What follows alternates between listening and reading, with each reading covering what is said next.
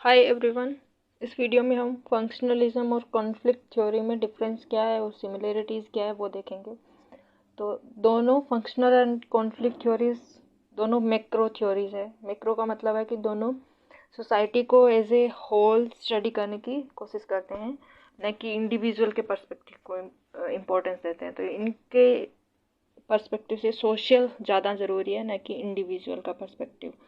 तो डिफरेंसेस देख लेते हैं कि फंक्शनलिज्म जो है वो सोसाइटी को एज ए सिस्टम देखता है जिसमें अलग अलग पार्ट्स इंटरकनेक्टेड हैं। जैसे सोसाइटी के कौन कौन से पार्ट्स हो सकते हैं। एक पॉलिटिक्स का पार्ट है, वो हो सकता है एक इकोनॉमिक्स, रिलीजन। तो अलग अलग जो पार्ट्स हैं सोसाइटी में वो इंटरकनेक्टेड हैं फंक्शनलिस्ट थ्योरीज के हिसाब से।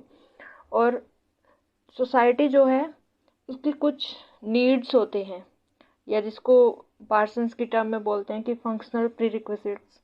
तो क्या नीड्स हो सकती है, जैसे कि एक स्टेबिलिटी की नीड्स हो सकती है, वैल्यू कंसेंसस की नीड हो सकती है सोसाइटी को स्टेबल रखने के लिए। तो ये कुछ नीड्स होते हैं जो सोसाइटी में प्रॉपर फंक्शनिंग, सोसाइटी की प्रॉपर फंक्शनिंग के लिए वो नीड्स फुलफिल होनी ज़रूरी है।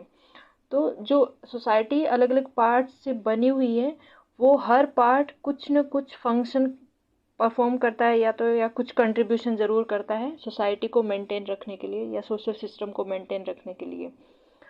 तो जैसे एक एग्जांपल समझते हैं हम कि फैमिली का क्या फंक्शन हो सकता है और वो कैसे सोसाइटी को मेंटेन रखने के लिए किस तरह से हेल्प करता है। तो जो फैमिली का फंक्शन है वो है कि जो बच्चे हैं उनको सोशलाइज करना। सोशलाइज का क्या मतलब है कि उनको जो सोसाइटी की वैल्यूज़ हैं वो सिखाना। जैसे कि हमेशा इंसान को ऑनेस्ट रहना चाहिए या फिर चोरी नहीं करनी चाहिए। ये चीज़ें हमें बचपन से सिखाई जाती है। तो ये चीज़ें जब बच्चा सीखता है तो वो हर एक पर्टिकुलर कम्युनिटी या कल्चर में उस बच्चे को सिमिलर चीज़ें, सारे बच्चों को सिमिलर चीज़ें बताई जाती है। तो जिससे उन सब बच्चों के दिमाग में एक कॉमन वैल्यूज़ होती है और वो एक कॉमन या सर्टेन कॉमन गोल्स को शेयर करते हैं और उनको अचीव करने की कोशिश करते हैं। तो इस तरह से जब सब लोग सेम वैल्यूज़ को शेयर कर रहे हैं तो वो सोसाइटी में स्टेबिलिटी लेके आएगा। कोई भी ऐसे एंटी सोशल एलिमेंट नहीं होगा। तो वो एक तरह से फैमिली सोशलाइजेशन के थ्रू स्टेबिलिटी मेंटेन करने की कोशिश करती है सोसाइटी में। और फंक्शनलिस्ट का मानना है कि अगर सोसाइटी के किसी एक पार्ट में चेंज आता है तो उससे दूसरे पार्ट में भी चेंज ज़रूर आएगा। और डर्कहाइम ने जो बोला था कि सोसाइटी इज़ सुई जनरस, यानी सोसाइटी बड़ी है इंडिविजुअल के समेसन से। अगर हम सारे इंडिविजुअल को मिला देंगे तो ज़रूरी नहीं है कि सोसाइटी बने। सोसाइटी बियॉन्ड है इंडिविजुअल के, कि एक इंडिविजुअल जो है वो सोसाइटी में जन्म लेता है और वो मर जाता है, पर सोसाइटी एग्जिस्ट करती है। तो डर्कहाइम का ये मानना है कि सोसाइटी किसी इंडिविजुअल्स या किसी एक इंडिविजुअल या इंडिविजुअल्स के ग्रुप पे डिपेंडेंट नहीं है। वो अब उसकी अपनी एक इंडिपेंडेंट एग्जिस्टेंस है। सो फंक्शनलिस्ट मानते हैं कि society is greater than mere summation of parts. So ये चीज़ हमें ध्यान रखनी है। और फंक्शनलिस्ट जो है वो social integration, social stability, value consensus, इस सब पे बहुत एम्फेसिस करते हैं। जैसे डर्कहाइम ने जो अपनी रिलीजन की स्टडी करी थी कि प्रीमिटिव रिलीजन कैसा था, वो जो अरुंटा ट्राइब की ऑस्ट्रेलिया में, तो उसमें डर्कहाइम ने बोला था कि रिलीजन लोगों को एक जगह इकट्ठा करता है। लोग एक जगह उस पर्टिकुलर चीज़ की वर्शिप के लिए आते हैं तो उनमें एक तरह की कलेक्टिव कॉन्सियसनेस होती है कि वो एक सिमिलर टाइप का माइंडसेट शेयर कर रहे हैं, तो वो उस जगह आते हैं। और जब सब लोग सिमिलर काइंड का माइंड सेट करते हैं तो वो सोसाइटी में ऑर्डर, स्टेबिलिटी, इंटीग्रेशन बना रहता है।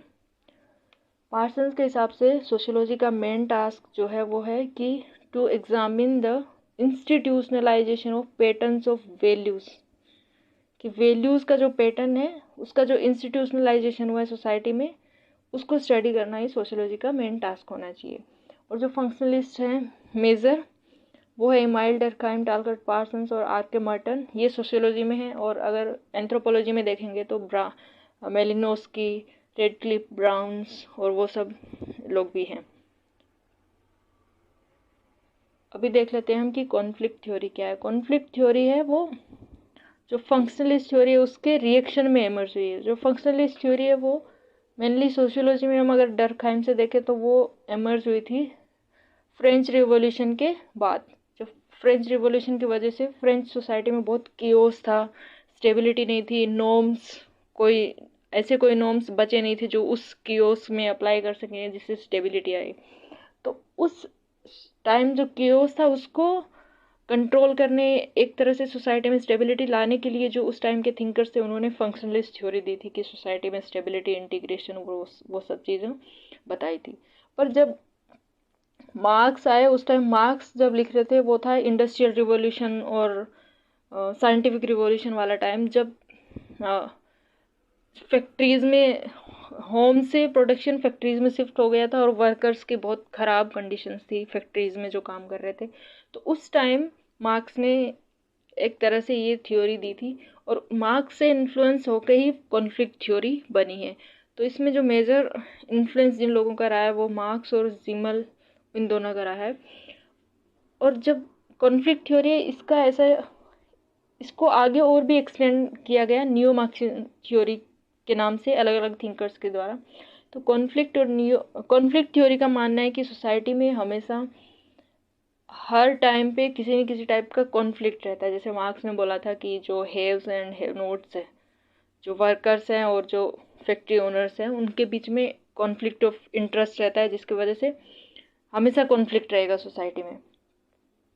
तो जो न्यू मार्क्सियन है, ये तो मार्क्स का या क्रिटिकल थ्योरी का बोलेंगे कि इनका है स्टांस की, जबकि नियो मार्क्सियन जो थ्योरीज हैं उनका मानना है कि हमें सिर्फ इकोनॉमिक रीजंस को नहीं देखना चाहिए, हमें कल्चर को भी इंक्लूड करना चाहिए कॉन्फ्लिक्ट थ्योरी में।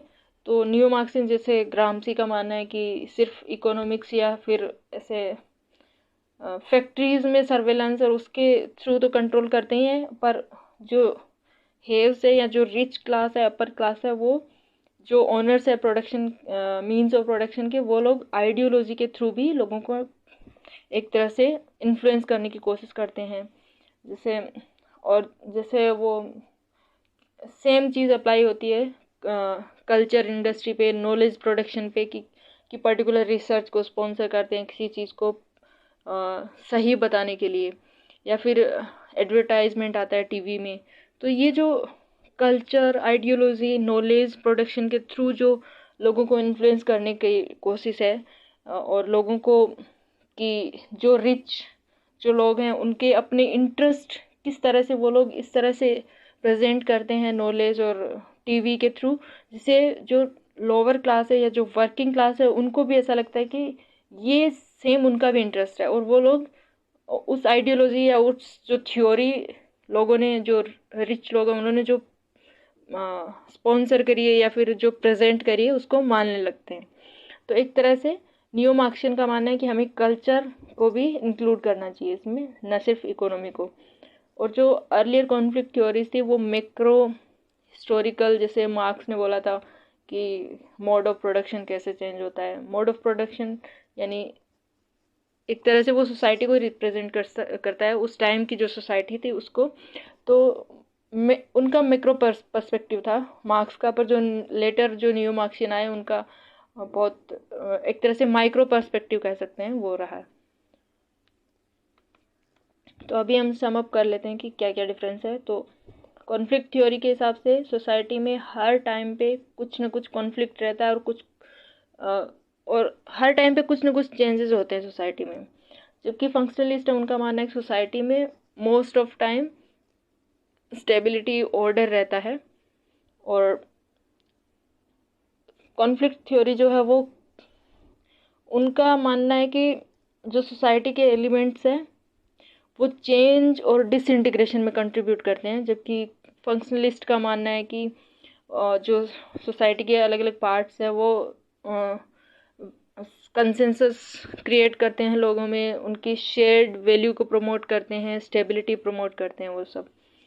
और कॉन्फ्लिक्ट थ्योरी जो है वो पावर का जो रोल होता है ऑर्डर मेंटेन करने में उस पे एम्फेसिस करती है कि लोगों को ऑर्डर में रखने के लिए जो पावर है, जैसे इंडस्ट्रियल जो हेव्स हैं उनके वो लोग, और जो पॉलिटिक्स में किस तरह से पावर को यूज़ करके सोसाइटी में ऑर्डर को मेंटेन करते हैं, ये कॉन्फ्लिक्ट थ्योरी का मानना है। जबकि फंक्शनलिस्ट मानते हैं कि पावर की वजह से नहीं है, लोग वॉलेंटरीली एक जनरल कंसेंसस शेयर करते हैं जिसकी वजह से सोसाइटी में स्टेबिलिटी आती है।